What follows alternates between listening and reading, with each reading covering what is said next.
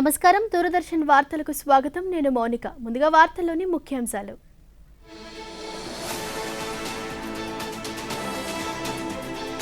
రేపటి నుంచి 3 రోజుల పాటు ఒడిశా రాష్ట్రంలో పర్యటించనున్న రాష్ట్రపతి ద్రౌపది ముర్ము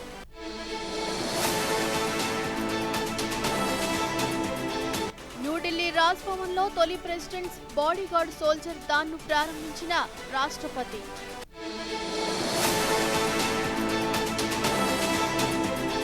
జాతీయ జెండా రూపకర్త పింగళి వెంకయ్య జయంతి నేడు నివాళులర్పించిన ప్రధానమంత్రి ముఖ్యమంత్రి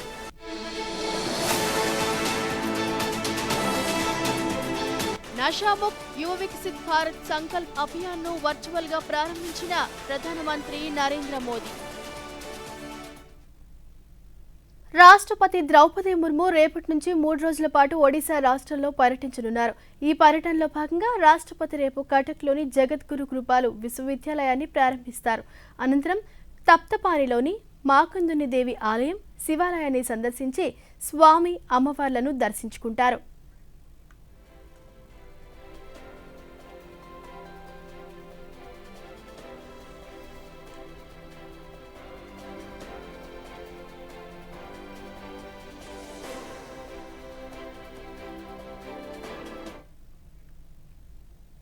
న్యూఢిల్లీలోని రాష్ట్రపతి భవన్లో భారతదేశపు అత్యున్నత రెజిమెంట్ ఎయిర్ బోర్న్ అశ్విక దళమైన ప్రెసిడెంట్స్ బాడీగార్డ్ పీబీజీ ఆధ్వర్యంలో తొలి పీబీజీ సోల్జర్ తాన్ను రాష్ట్రపతి ద్రౌపది ముర్ము జెండా ఊపి ప్రారంభించారు.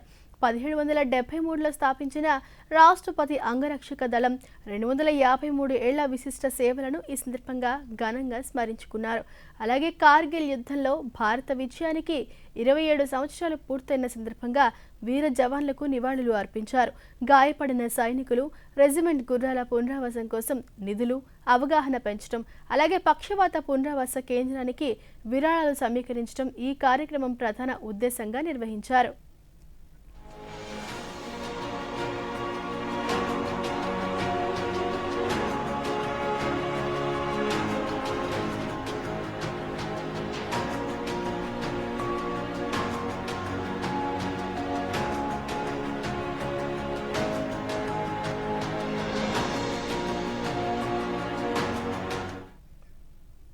మాదక ద్రవ్యాలు యువత భవిష్యత్, దేశ ప్రగతిని దెబ్బతీస్తాయని ప్రధాని నరేంద్ర మోదీ అన్నారు. యువత ఆరోగ్యకరమైన జీవన శైలితో జాతి నిర్మాణంలో కీలక పాత్ర పోషించాలని పిలుపునిచ్చారు. నషాముక్త్ యువ వికసిత్ భారత్ సంకల్ప్ అభియాన్ను ప్రధాని ఈరోజు వర్చువల్గా ప్రారంభించారు. ఈ సందర్భంగా మాదక ద్రవ్యాలతో వాటిల్ల నష్టాలపై యువత అభిప్రాయాలను అడిగి తెలుసుకున్నారు.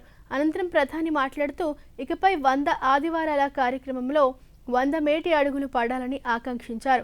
మాదక ద్రవ్యాల నిర్మూలనకు సమాజం, కుటుంబాలు, విద్యా సంస్థలు కలిసి పనిచేయాల్సిన అవసరాన్ని ప్రధాని మోదీ ఈ సందర్భంగా స్పష్టం చేశారు. नशा मुक्त युवा इस मूवमेंट का नाम ही इसके संकल्प को स्पष्ट करता है, क्योंकि आज जब देश ने विकसित भारत का लक्ष्य तय किया है तो इसके लिए आवश्यक है देश का युवा तन से स्वस्थ हो, मन से स्वस्थ हो, आत्मविश्वास से भरपूर हो और ड्रग्स जैसी घातक आदत से हमेशा हमेशा दूर ही रहे, दूर हो। यही इस अभियान का उद्देश्य है. इसलिए हम सबको ये संकल्प लेना है, हमारे युवा नशे और ड्रग्स के खतरों को समझे, हर तरह से जागरूक रहे और उससे दूर रहे. और इस संकल्प में अब राष्ट्रीय జాతీయ జెండా రూపకర్త పింగళి వెంకయ్య 150వ జయంతి నేడు. ఈ సందర్భంగా ప్రధానమంత్రి నరేంద్ర మోదీ పింగళి వెంకయ్యకు నివాళులు అర్పించారు. మన దేశానికి త్రివర్ణ పతాకాన్ని అందించడంలో ఆయన పాత్ర ఎనలేనిదన్నారు. ఆయన చేసిన కృషి, అంకితభావం మన దేశానికి సేవ చేయడానికి ప్రజలను ఎల్లప్పుడూ ప్రేరేపించుగాక. త్రివర్ణ పతాకం ప్రతి భారతీయుని హృదయాన్ని అపారమైన గర్వంతో నింపుతూ దేశ నిర్మాణానికి కృషి చేయడానికి మనకు ఎల్లప్పుడూ స్ఫూర్తిని ఇస్తుందని ప్రధాని సామాజిక మాధ్యమంలో పేర్కొన్నారు.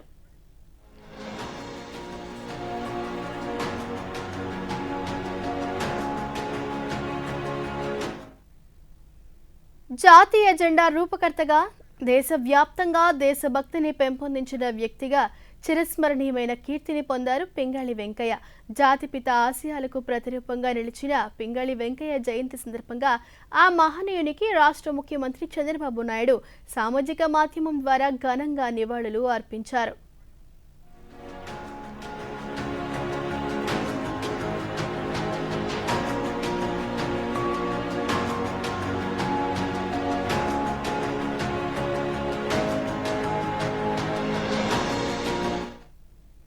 దేశవ్యాప్తంగా ప్రతి ఇంటిపై సగర్వంగా ఎగురుతున్న హర్ ఘర్ తిరంగా ఉద్యమానికి అసలు మూల కారణమైన మువ్వనెల జెండా రూపకర్త పింగళి వెంకయ్య జన్మదినం నేడు.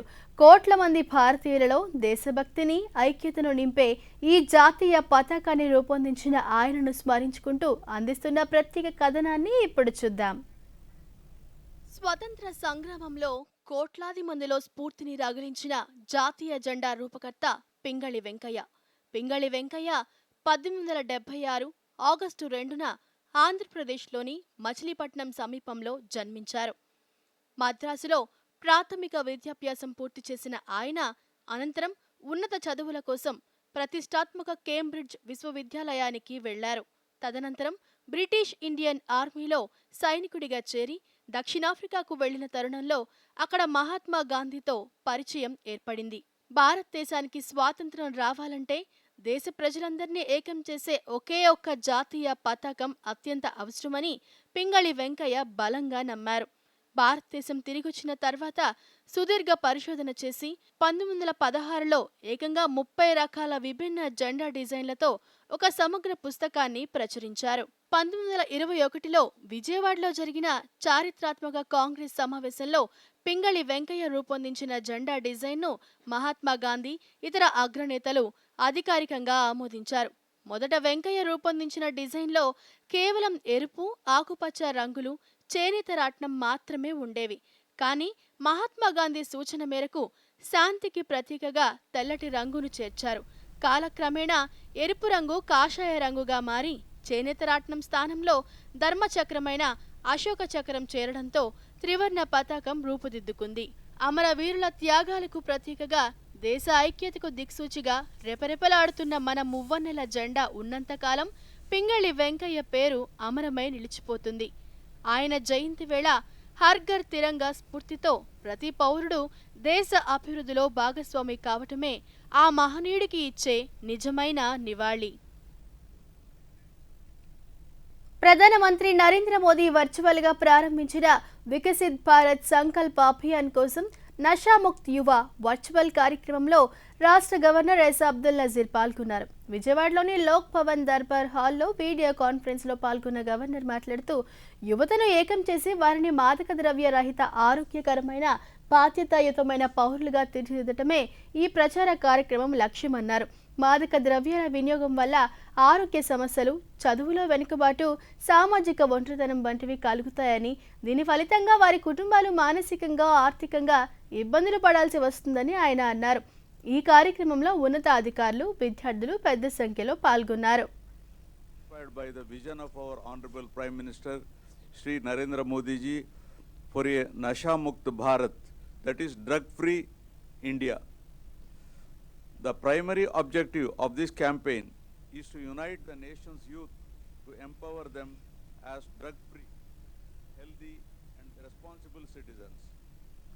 As you are all aware, drug abuse can lead to health issues, decline in academic performance and social isolation.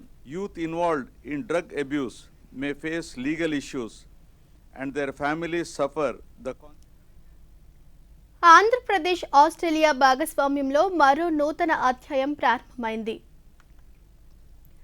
అభివృద్ధి పనుల పర్యవేక్షణలో ప్రజలను భాగస్వాములను చేయటమే ప్రభుత్వ ముఖ్య ఉద్దేశమని రాష్ట్ర పట్టణ పురపాలక శాఖ మంత్రి పొంగూరు నారాయణ స్పష్టం చేశారు. నెల్లూరులో నిర్వహించిన ఓ అసోసియేషన్ సమావేశంలో మంత్రి మాట్లాడుతూ నగర కార్పొరేషన్ పరిధిలోని 42 రెసిడెంట్ వెల్ఫేర్ అసోసియేషన్ల పరిధిలోకి ప్రతి నెలా ఒక ప్రత్యేక రోజున శానిటేషన్, తాగునీరు, రోడ్లు, డ్రైనేజీ, విద్యుత్ విభాగాల అధికారుల బృందం నేరుగా వచ్చి స్థానిక సమస్యలు పరిష్కరించేలా కార్యాచరణ రూపొందించామన్నారు. పరిపాలనలో ప్రజల భాగస్వామ్యం ఉన్నప్పుడే ఏ రంగమైనా మంచి ఫలితాలను సాధిస్తుందన్నారు. ఒక టీమ్ ఆఫ్ అధికారులు అంటే శానిటేషన్ కావచ్చు, రోడ్స్ కావచ్చు, వాటర్ కావచ్చు, ఎలక్ట్రిసిటీ కావచ్చు, దానికి సంబంధించిన అధికారులు, సచివాలయం స్టాఫ్, అడిషనల్ కమిషనరు వీళ్ళందరూ ఇక్కడికి వస్తారు. నెలకు ఒక రోజు వస్తారు. ఈ యొక్క రెసిడెంట్ వెల్ఫేర్ అసోసియేషన్ కూర్చొని వాళ్ళ సమస్యలు డిస్కస్ చేయమన్నాం. పబ్లిక్ సమస్యలు, రోడ్డు కావచ్చు, డ్రైన్ కావచ్చు, వాటర్ కావచ్చు, లైట్ కావచ్చు, పార్క్ కావచ్చు, స్కూల్ కావచ్చు, హాస్పిటల్ కావచ్చు, టెంపుల్ కావచ్చు, ఏదైనా ప్రభుత్వం. ఆంధ్రప్రదేశ్ ఆస్ట్రేలియా భాగస్వామ్యంలో మరో నూతన అధ్యాయం ప్రారంభమైంది. క్లీన్ ఎనర్జీ, అడ్వాన్స్డ్ మ్యానుఫ్యాక్చరింగ్, సమ్మిళిత విద్య, విద్యార్థుల మానసిక ఆరోగ్యం, నైపుణ్య అభివృద్ధి వంటి కీలక రంగాల్లో భారత్ ఆస్ట్రేలియా సహకారాన్ని మరింత బలోపేతం చేస్తూ 4 వ్యూహాత్మక అవగాహన ఒప్పందాలు కుదుర్చుకుంది. గుంటూరు జిల్లా ఉండవల్లిలోని నివాసంలో రాష్ట్ర ఐటీ, విద్యాశాఖల మంత్రి నారా లోకేష్, ఆస్ట్రేలియా అంతర్జాతీయ విద్య, బహుళ సాంస్కృతిక వ్యవహారాల సహాయ మంత్రి జూలియన్ హిల్ సమక్షంలో ఎంఓయూలపై ఇరుపక్షాల ప్రతినిధులు సంతకాలు చేశారు. ఈ ఒప్పందం ప్రకారం రాష్ట్రంలోని ఎంపిక చేసిన ఉన్నత విద్యా సంస్థల్లో సాంకేతిక ఆధారిత విద్యార్థుల మానసిక ఆరోగ్యం, సమగ్ర శ్రేయస్సుకు తోడ్పాటును అందించే పైలట్ ప్రాజెక్టు చేపట్టనున్నారు. ఈ కార్యక్రమంలో భాగంగా జూలియన్ హిల్ సహా ఇతర ఆస్ట్రేలియా ప్రతినిధి బృందాన్ని ముఖ్యమంత్రి నారా చంద్రబాబు నాయుడు మర్యాదపూర్వకంగా కలిశారు.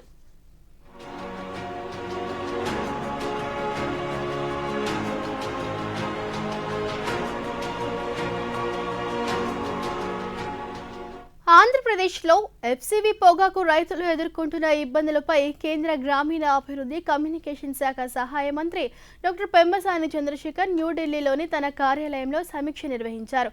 సమీక్ష అనంతరం డాక్టర్ పెమ్మసాని మాట్లాడుతూ, ఈ ఏడాది టొబాకో బోర్డు అనుమతించిన పరిమాణం కంటే అధికంగా ఎఫ్సీవీ పొగాకు ఉత్పత్తి కావటం, అంతర్జాతీయ మార్కెట్లో డిమాండ్ తగ్గటం వంటి కారణాలతో ధరలు పడిపోయాయని తెలిపారు. రైతులకు నష్టం జరగకుండా కేంద్రం తరపున ప్రతి బాండ్కు 50,000 చొప్పున 2 ఏళ్ల పాటు వడ్డీ లేని రుణం అందించాలని నిర్ణయించినట్లు తెలిపారు.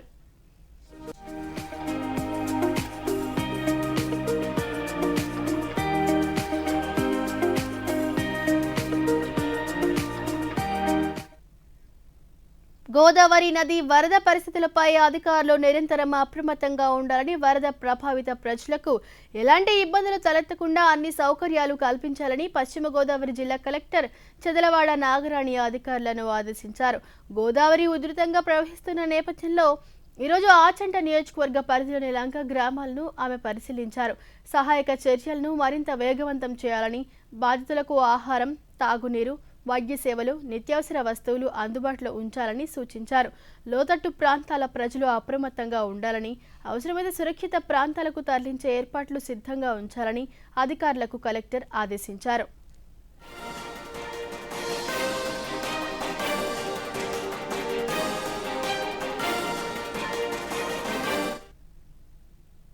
విజయనగరంలోని విజయ్ స్టేడియంలో రాష్ట్ర స్థాయి అథ్లెటిక్స్ పోటీల నిమిత్తం జిల్లా జట్టు ఎంపికలు జరిగాయి. ఇందుకోసం జిల్లా నలుమూలల నుండి సుమారు 550 మంది క్రీడాకారులు పాల్గొన్నారు. ఈ పోటీల్లో త్రోస్, రన్స్, జంప్స్ విభాగాల్లో ప్రథమ, ద్వితీయ స్థానాలు సాధించిన వారు రాష్ట్ర స్థాయి పోటీలకు ఎంపిక అవుతారని జిల్లా అథ్లెటిక్స్ సంఘం అధ్యక్ష కార్యదర్శులు లీలాకృష్ణ, శ్రీకాంత్ తెలిపారు.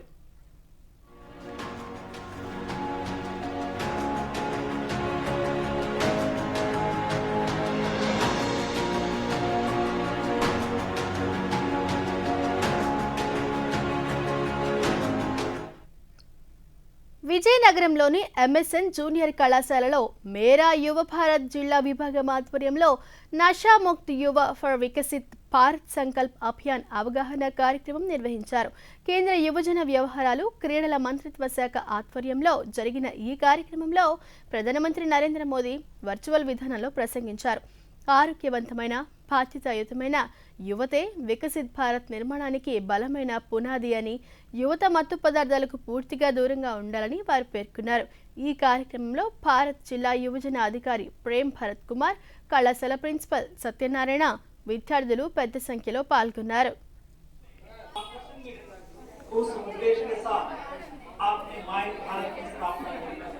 माय भारत हुआ संगठन आज आपके नेतृत्व में 2 करोड़ लाख के लिए एकजुट हुए। इस संकल्प को लेकर इस कार्यक्रम से जुड़े सभी पूज्य संतजन, अन्य सभी जनप्रतिनिधिगण 28,000 से अधिक स्थानों से जुड़े। వార్తల్లో స్వల్ప విరామం తీసుకుందాం. పెద్ద కొడలా, ఇది నీ కోసం అమ్మా. దీనికేం తొందర వచ్చింది? అరే చిన్న కొడలా, ఇదేమో నీ కోసం. ఇదిగో ఇది నా చిట్టి తల్లి కోసం. కానీ నాయనమ్మా, హా? మీకోసం అంతా తనదే. నా బ్యాంక్, లాకర్, ఫిక్స్డ్ డిపాజిట్ అన్నిట్లోనూ ఈవినేగా నామినీ చేశాను. రేపు నేను లేనప్పుడు డబ్బు ఈవిడికి సులువుగా లభిస్తుంది. శుభం పలకండి. ఏంటిది? ఆర్బీఐ అంటుంది, విషయాలు తెలుసుకోండి, జాగరూకంగా ఉండండి. జాతీయ జెండా రూపొందించిన పింగళి వెంకయ్య జయంతి కార్యక్రమాలు శ్రీకాకుళం జిల్లాలో ఘనంగా నిర్వహించారు. ఇందులో భాగంగా గాంధీ మందిరంలో 105 అడుగుల ఎత్తులో జాతీయ జెండాని స్థానిక శాసనసభ్యులు గొండు శంకర్ ఆవిష్కరించారు. పింగళి వెంకయ్య విగ్రహానికి పూలమాల వేసి నివాళులు అర్పించారు. అనంతరం భారత తొలి రాష్ట్రపతి డాక్టర్ బాబు రాజేంద్ర ప్రసాద్, ప్రముఖ స్వాతంత్ర సమర యోధులు బిపిన్ చంద్రపాల్ నూతన విగ్రహాలను ఆవిష్కరించారు. ఈ సందర్భంగా ఎమ్మెల్యే మాట్లాడుతూ మహనీయుల త్యాగాలతో పాటు దేశం పట్ల భక్తిని భావితరాల్లో పెంపొందించేలా నిరంతరం కార్యక్రమాలు నిర్వహించడం గర్వంగా ఉందన్నారు. వనం ఇక్కడ చేపట్టారు. దీనికి ఈ కమిటీ సభ్యులు ముఖ్యంగా ఉన్నారు. మందిరాన్ని అంచెలంచెలుగా డెవలప్ చేస్తూ దీన్ని ఒక మంచి దేశంలోనే తెలుగు నాటక రంగ పితామహుడు మహానటుడు బళ్ళారి రాఘవ జయంతి ఉత్సవాలను ఈరోజు కడప జిల్లా కలెక్టరేట్లో ఘనంగా నిర్వహించారు. ఈ కార్యక్రమంలో జిల్లా రెవెన్యూ అధికారి మల్లికార్జునుడు పాల్గొని బళ్ళారి రాఘవ చిత్రపటానికి పూలమాల వేసి నివాళులు అర్పించారు. తెలుగు నాటక రంగానికి విశిష్ట సేవలు అందించి తన అసాధారణ నటన ప్రతిభతో రాఘవ చిరస్థాయిగా నిలిచారని, ఆయన కళారంగానికి చేసిన కృషి నేటి తరాలకు స్ఫూర్తిదాయకమన్నారు.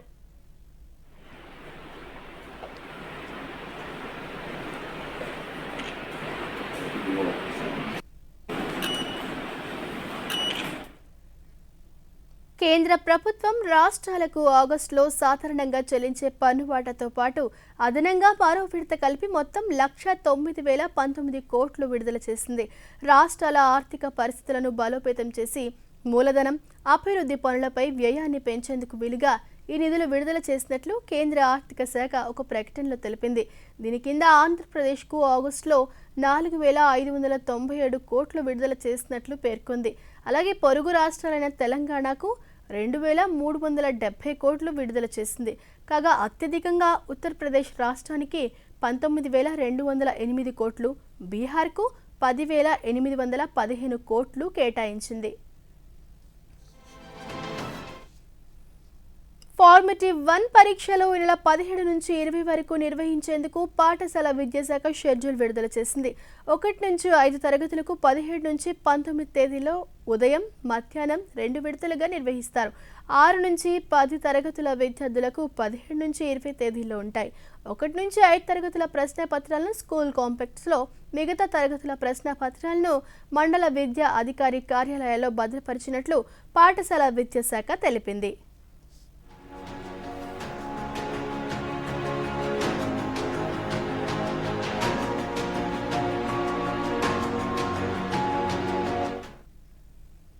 దివ్యాంగులకు అవసరమైన కృత్రిమ అవయవాలు అందించడం ద్వారా వారు మిగిలిన వారిలా జీవనం గడపడానికి తోడ్పడవచ్చు.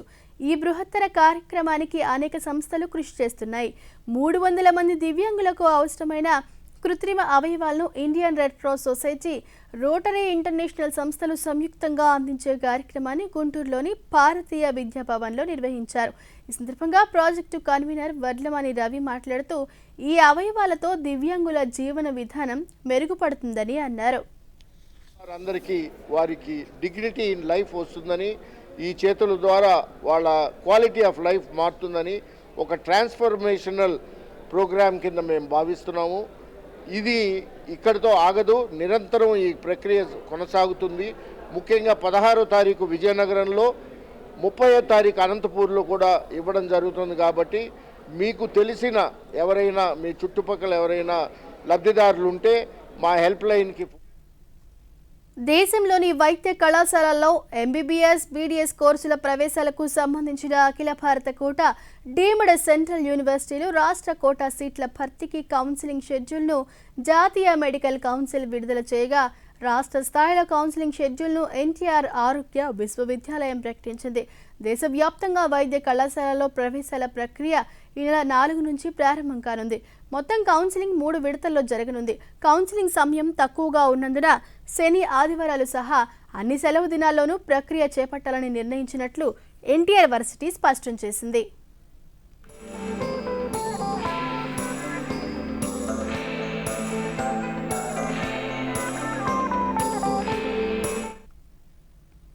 పరివాహక ప్రాంతాల్లో కురుస్తున్న భారీ వర్షాల ప్రభావంతో గోదావరికి వరద నీరు క్రమంగా చేరుతుంది. ధవళేశ్వరం బ్యారేజీ వద్ద 2వ ప్రమాద హెచ్చరిక స్థాయిలో వరద నీరు కొనసాగుతుంది. బ్యారేజీ నుంచి 14,40,000 క్యూసెక్కుల వరద నీటిని దిగువకు వదులుతున్నారు. ఫలితంగా దిగువనున్న డాక్టర్ బిఆర్ అంబేద్కర్ కోనసీమ జిల్లాలోని లంక గ్రామాలన్నీ వరద నీటిలో చిక్కుకున్నాయి. అప్పనపల్లి, కనకాయలంక, ముక్తేశ్వరం కాస్వేలపై నుంచి వరద నీరు పెరగడంతో లంకవాసులు పడవలపై ప్రయాణాలు సాగిస్తున్నారు. వరద నేపథ్యంలో జిల్లా కలెక్టరేట్తో పాటు గోదావరి పరివాహక మండలాల తహసీల్దార్ కార్యాలయాల్లో ప్రత్యేక కాల్ సెంటర్లను ఏర్పాటు చేశారు. మరో 24 గంటల పాటు వరద ఉధృతి అంబేద్కర్ కోనసీమ జిల్లాలో కొనసాగే సూచనలు ఉండడంతో అధికారులు అప్రమత్తం అయ్యారు.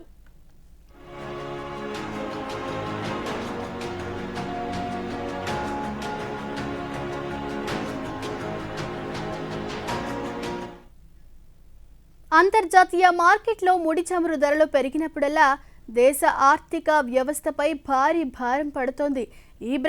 ఈ ప్రభావాన్ని తగ్గించి దేశాన్ని స్వయం సమృద్ధి వైపు నడిపించడంలో ఎథనాల్ బ్లెండింగ్ కార్యక్రమం క్షేత్రస్థాయిలో అద్భుతమైన ఫలితాలను ఇస్తోంది. పర్యావరణ హిత, స్వచ్ఛ ఇంధనం వైపు అడుగులు వేస్తూ ఇంధన దిగుమతుల భారాన్ని తగ్గిస్తూ దేశీయ రైతుల ఆర్థిక అభివృద్ధికి కారణమవుతున్న ఎథనాల్ బ్లెండింగ్ కార్యక్రమంపై ప్రత్యేక కథనంలో చూద్దాం. దేశంలో ఎథనాల్ బ్లెండింగ్ కార్యక్రమం వలన ఏకంగా 310 లక్షల మెట్రిక్ టన్నులకు పైగా ముడి చమురు దిగుమతికి ప్రత్యామ్నాయం లభించింది. ఈ పథకం కేవలం ఇంధనాన్ని మాత్రమే కాకుండా దేశ అన్నదాతల జీవితాల్లో సరికొత్త కాంతులను నింపుతోంది. చెరకు, పాడైపోయిన ధాన్యాల నుంచి ఎథనాల్ తయారు చేస్తుండటంతో వ్యవసాయ రంగానికి సరికొత్త మార్కెట్ ఏర్పడి రైతుల ఆదాయం రెట్టింపు కావడానికి ఇది దోహదపడింది.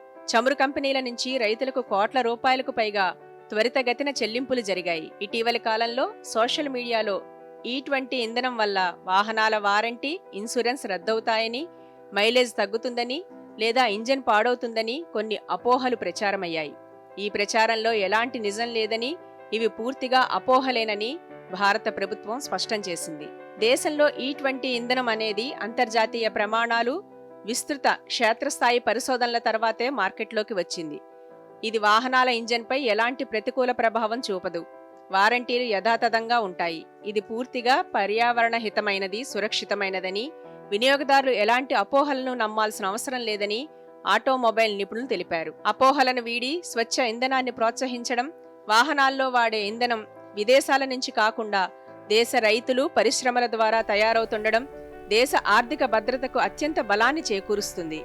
విదేశీ ముడి చమురుపై ఆధారపడటాన్ని తగ్గించి విదేశీ మారక ద్రవ్యాన్ని ఆదా చేయడమే కాకుండా గ్రామీణ ఆర్థిక వ్యవస్థను బలోపేతం చేసి రైతుల ఆదాయాన్ని పెంచుతుంది.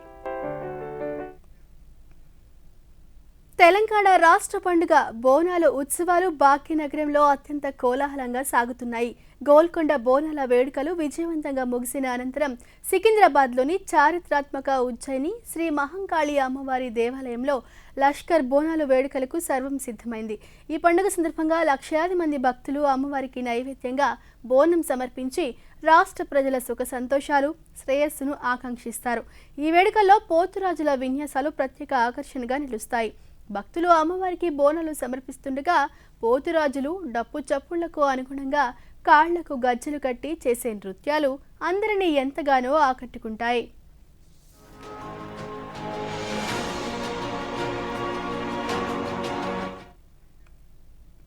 దేశ యువతలో ఫిట్నెస్ క్రమశిక్షణ పెంపొందించే లక్ష్యంతో జాతీయ క్యాడెట్ కార్ప్స్ ఎన్సీసీ ఆధ్వర్యంలో ఢిల్లీలోని మేజర్ ధ్యాన్ చంద్ నేషనల్ స్టేడియంలో సైక్లోథాన్ నిర్వహించారు. కేంద్ర యువజన వ్యవహారాల క్రీడల శాఖ మంత్రి డాక్టర్ మన్సుఖ్ మాండవీయ, రక్షణ శాఖ సహాయ మంత్రి సంజయ్ సేత్ జెండా ఊపి ఈ సైకిల్ యాత్రను అధికారికంగా ప్రారంభించారు. ఈ వేడుకలో ప్రముఖ టెన్నిస్ క్రీడాకారుడు లియాండర్ పేస్, బాక్సింగ్ దిగ్గజం మేరీ కోమ్ ప్రత్యేక ఆకర్షణగా నిలిచారు. देश की आशा भी है। आज आप साइकिलिंग करके देश को संदेश दे रहे हैं। हम युवा विकसित भारत में अपनी भूमिका रखें और इसलिए ही आज के दिन में ही आदरणीय प्रधानमंत्री जी 1 करोड़ से अधिक युवाओं को नशा मुक्ति का शपथ भी करवा रहे हैं। ఒకప్పుడు ఖరీదైన రసాయన ఎరువులపై ఆధారపడిన జార్ఖండ్ రాష్ట్రానికి చెందిన మహిళా రైతులు నేడు తక్కువ ఖర్చుతో కూడిన ప్రకృతి సేద్య వ్యవసాయ పద్ధతుల వైపు వేగంగా అడుగులు వేస్తున్నారు. Jharkhand state livelihood promotion society ద్వారా లభించిన శిక్షణతో ఈ మహిళలు తమ ఇళ్ల వద్దనే ఆవు పేడ, ఆవు మూత్రం, బెల్లం వంటి స్థానిక పదార్థాలతో 100% సేంద్రియ ఎరువులను తయారు చేస్తున్నారు. తక్కువ పెట్టుబడితో నాణ్యమైన దిగుబడులు సాధిస్తూ స్థానిక మార్కెట్లో మంచి ధరకు విక్రయిస్తున్నారు. ఆరోగ్యకరమైన కూరగాయలను పండిస్తూ లాభసాటి ఆదాయాన్ని గడిస్తున్నారు.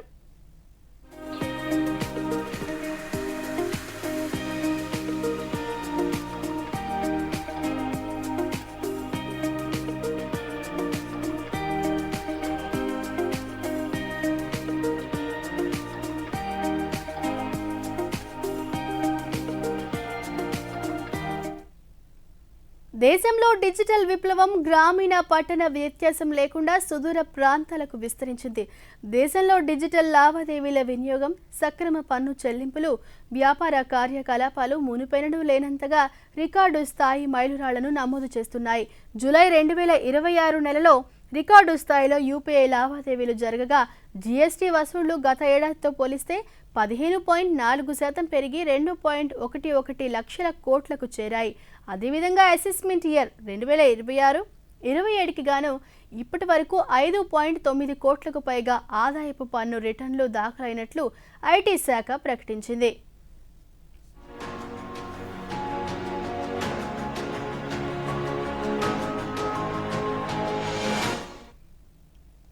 దేశ రాజధాని ఢిల్లీలోని తాజ్ ప్యాలెస్లో fashion design council of India FDCA ప్రతిష్టాత్మకంగా నిర్వహించిన హ్యుందాయి ఇండియా కల్చర్ వీక్ 2026 వేడుకలను ఘనంగా నిర్వహించారు. ఈ ఈవెంట్లో భారతీయ ఎంబ్రాయిడరీ, ఆధునిక డిజైన్లు ప్రధాన ఆకర్షణగా నిలిచాయి. దేశ సాంస్కృతిక వారసత్వాన్ని సరికొత్త కోణంలో అంతర్జాతీయ స్థాయి నాణ్యతతో ప్రదర్శించడం పట్ల మోడల్స్, డిజైనర్లు ఆనందం వ్యక్తం చేశారు. సాంప్రదాయ రంగుల సమతుల్యత, భారతీయ చేనేత వైవిధ్యం ఈ అంతర్జాతీయ వేదికపై ప్రత్యేక గుర్తింపును ఇస్తుంది.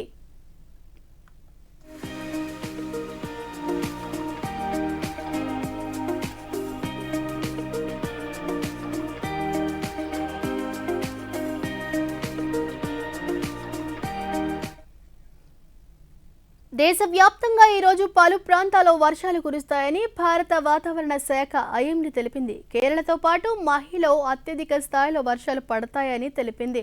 అలాగే కర్ణాటకలోని తీర ప్రాంతాల్లో అధిక వర్షపాతం నమోదవుతుందని సూచించింది. అలాగే ఆంధ్రప్రదేశ్తో పాటు పలు ప్రాంతాల్లో అక్కడక్కడ మోస్తరు జల్లులు కురుస్తాయని ఐఎండీ ప్రకటించింది.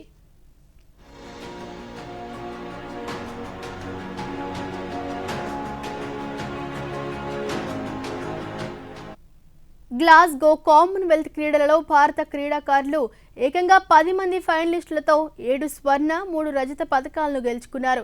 మహిళల 70 కేజీల వెయిట్ కేటగిరీ బాక్సింగ్ విభాగంలో భారత స్టార్ బాక్సర్ అరుంధతి చౌదరి అద్భుత ప్రదర్శనతో పసిడి పథకాన్ని కైవసం చేసుకుంది. ఈ కామన్వెల్త్ టోర్నీలో భారత బాక్సింగ్ బృందం రికార్డు స్థాయిలో పథకాలు సాధించడంలో అరుంధతి సాధించిన ఈ స్వర్ణం అత్యంత కీలకంగా మారింది. Because from Rajasthan it was very hard to come out from that state, so this was difficult, but still the family motive. వార్తలు ముగించే ముందు ముఖ్యాంశాలు మరోసారి.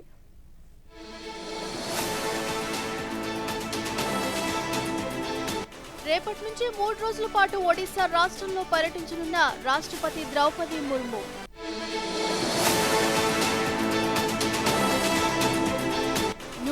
రాజ్భవన్లో తొలి ప్రెసిడెంట్స్ బాడీగార్డ్ సోల్జర్ దాన్ను ప్రారంభించిన రాష్ట్రపతి.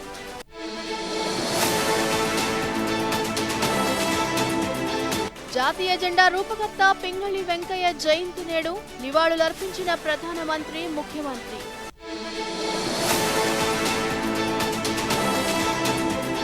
నషాముక్త్ యువ వికసిత్ భారత్ సంకల్ప్ అభియాన్ను వర్చువల్ గా ప్రారంభించిన ప్రధానమంత్రి నరేంద్ర మోదీ. ఈ వార్త ఇంతటితో సమాప్తం. నమస్కారం.